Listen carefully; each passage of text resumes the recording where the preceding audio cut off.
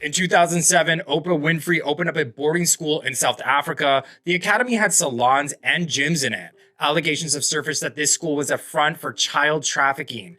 These girls would be allegedly groomed to be ready for sale. Oprah handpicked the young girls who attended her school based on physical appearance, but it wasn't long until word got out about what really the school was about.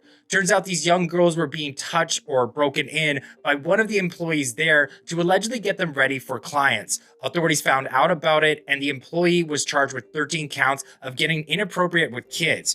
Turns out at least 6 girls aged 13 to 15 were allegedly systematically and ritualistically targeted. Federal authorities have reportedly disclosed allegations linking Oprah to potential influence over children on behalf of Diddy.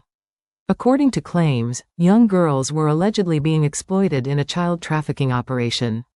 Rumors suggest that Diddy may have provided information implicating Oprah as part of a deal to secure his bail. We could see music mogul Sean Diddy Combs in court this week for a status hearing. His attorney still working to appeal a judge's ruling denying Diddy bail. Denied it twice last week. The Bad Boy Records founder is being held by himself in a Brooklyn detention center, accused of running an enterprise of sex trafficking and forced labor. During a March raid, we all remember this, authorities discovered drugs, AR-15s, and an excessive amount of baby oil and lubricant inside of his home. The life of music mogul Sean Diddy Combs has taken an unexpected and dramatic turn. Now facing serious allegations of trafficking and forced labor, Combs finds himself confined to a detention center in Brooklyn. But what does life behind bars look like for one of the world's most renowned celebrities?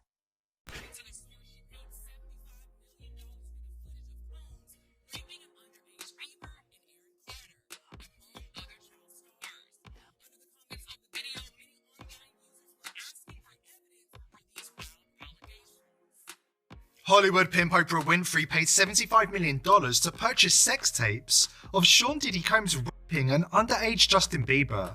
Oprah has been hiding in plain sight for decades, using the media to shield her from the truth. Online reports indicate that Oprah's sudden and unexpected departure has raised concerns, prompting the FBI to launch an investigation into the matter. Oprah has to leave. Yes, she was going anyway. Don't be greedy. But, I mean, this is like just a moment where we get to hang out. I know you're dying, so we'll do this. 2 questions. I'll take one from this side of the audience and one from that side. Something you've always wanted to ask her. Don't ask her what her favorite color is. Think for a moment.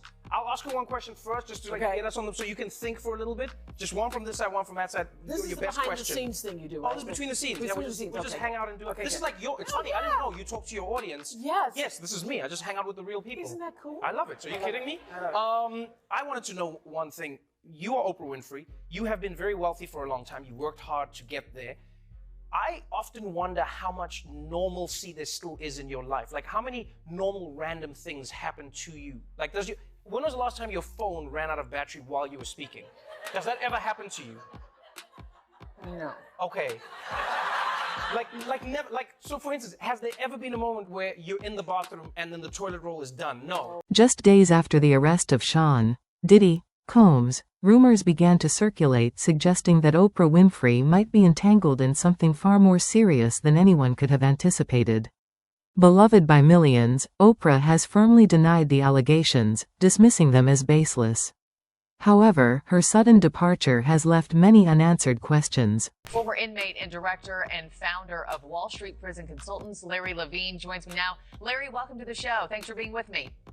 Glad to be with you. So this jail's conditions, have been described as dirty, notorious for mice, maggots, inmate violence, power outages. You spent 10 years in 11 different facilities, so you know what life is like for him right now. Take us behind the scenes. I was also at MDC Los Angeles. It's like a cookie cutter. Sean Diddy Combs is currently being held in isolation within the Special Housing Unit SHU, commonly referred to as the SHU. According to Larry Levine, a former inmate familiar with the system, Diddy's current reality is marked by anxiety and profound loneliness. Levine explains that inmates in the SHU endure harsh conditions, with limited privileges, including only 3 showers per week. Despite the isolation, they are often placed under suicide watch to ensure their safety. The MDC in New York. So yeah, I do know. But he's sitting in the SHU. He's in the hole. And this guy is going through loneliness, anxiety, desperation. He's on suicide watch, and they hand out like psych meds, like they're M&Ms to these inmates to try to get them to cope with what's going on.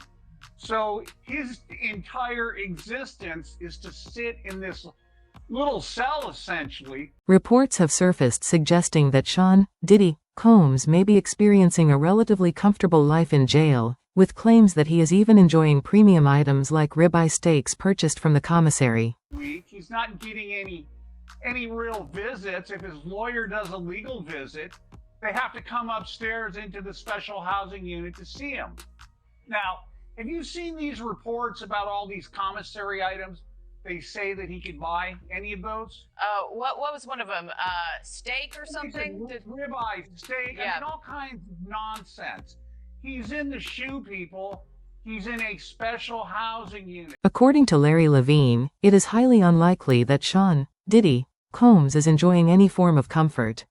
Levine explains that celebrities accused of crimes involving women or children are at extreme risk in the general population. Such inmates are often targeted, particularly by those with violent tendencies, putting their lives in grave danger. To mitigate these risks, Diddy is expected to remain in isolation, where physical threats are significantly minimized. He cannot buy things off the regular commissary list. So this is rocking his world right now. He can buy a radio. Yeah, this is rocking his world right now. What about treatment from other inmates, Larry? I'm curious in that too, because we know that they don't take kindly to those who are accused of hurting women or children. They're not minors that we know of. But if he makes it to general population, how's he treated? Look, if he makes it to GP, general population, someone's going to stick a knife in him. If Sean Diddy Combs is convicted, his legal battle could extend over the next 4 years. Should he lose, he will not be sent to a cushy minimum security facility. Instead, he would likely be transferred to a medium security prison, where he would remain isolated from the general population. Have you ever wondered why and how Oprah became a billionaire?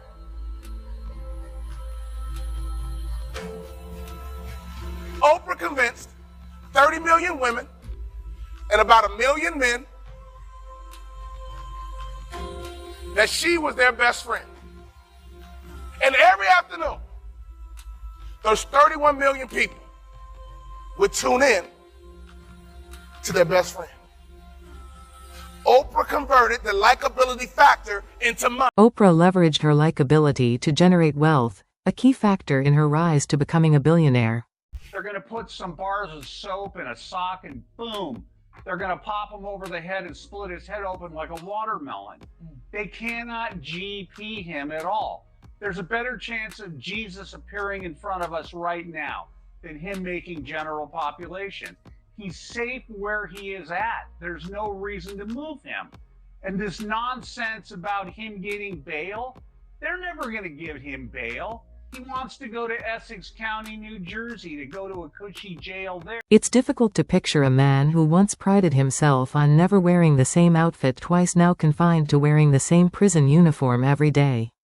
Diddy's defense team is advocating for a swift trial, with a tentative date set for May 2025.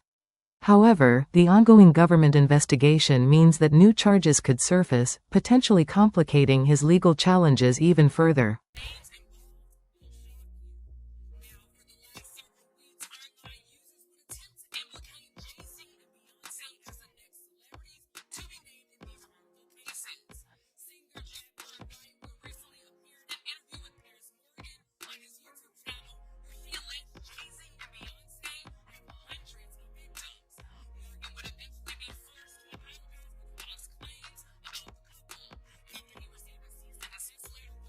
The FBI's interest in Oprah arises from explosive claims that have recently gained traction on social media.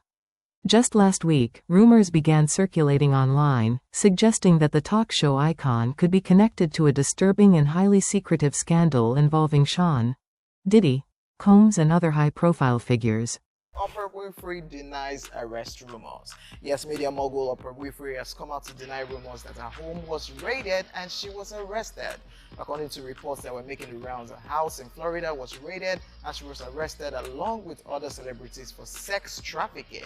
Reacting to the news, Oprah put out a tweet to debunk the rumor. She tweeted, and I'm quoting, "Just got a phone call that my name is trending. I'm being trolled for some awful fake thing. It's not true. I haven't been raided or arrested, just sanitizing and self-distancing with the rest of the world. Stay safe, everybody." Oprah's residence was reportedly raided, and authorities allegedly discovered evidence suggesting her involvement in trafficking. However, Oprah denies the accusations, claiming, "I received a phone call, and these are all fabricated claims against me."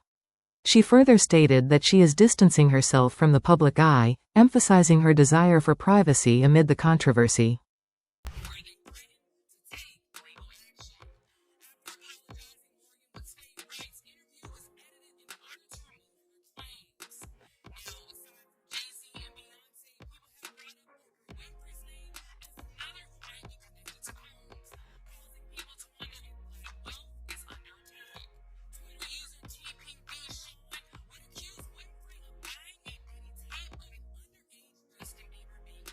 What has truly captured public attention are the shocking accusations surrounding Oprah, including claims that she allegedly spent millions to cover up unspeakable acts. While some Twitter users and conspiracy theorists on social media have fueled these rumors, the real shock came when reports revealed that Oprah had reportedly left the country shortly after Sean Diddy Combs' arrest. Earlier today, we reported to you that Piers Morgan decided to take down parts of his interview with Jaguar Wright, where she talked about and referred to Beyonce and Jay-Z as monsters and alleged that these two have held people against their own will. In a statement from Beyonce's attorneys, they said that these statements from Jaguar Wright were completely untrue and false. In a strong statement, Beyonce's attorney clarified that the accusations made by Jaguar Wright, particularly those suggesting that the Carters were involved in monstrous behavior, were not only false but also dangerously misleading. So these videos of Diddy with Justin Bieber when he was only 15 years old are resurfacing, and the one thing that I want to ask is, why was a 40-year-old hanging around with a 15-year-old? Why did no one think that was an issue or a red flag? And also, listen to what he says in this clip. They're having the times of their lives, like you know, where we hanging out and what we doing. We can't really disclose, but it's definitely a 15-year-old's dream. You know, I have been given custody of him. You know, he signed the usher. I had legal guardianship. The sight of Diddy with 15-year-old Justin Bieber raises concerns, prompting viewers to question the appropriateness of a 40-year-old's involvement with a 15-year-old. This has become a significant red flag for many observers. There was a lot going on, and then there's people that thought that Puffy was involved and Suge Knight was involved. I think Suge Knight's the one who said that thing I just thought of. What thing? About that they were there to delete stuff. Well, if he really was filming everybody, I mean, he had a lot of people at those parties, right? You know who said? Luke from 2 Live Crew? Yeah, he said he would leave early. Yeah. In a bizarre turn of events, it is being alleged that Oprah had insider knowledge of an underground scandal, prompting her to leave the country just in time. If these claims hold any truth, her involvement in Diddy's darker dealings could be far more complex and intertwined than anyone ever imagined. While it may sound like the plot of a blockbuster movie, these theories have captured the public's attention, leaving many intrigued and hooked. When Luke from 2 Live Crew is leaving early, like, you got a wild party. If what's happening is too fucked up for Luke from 2 Live Crew? Like, check please. There's so many different stories. Who knows?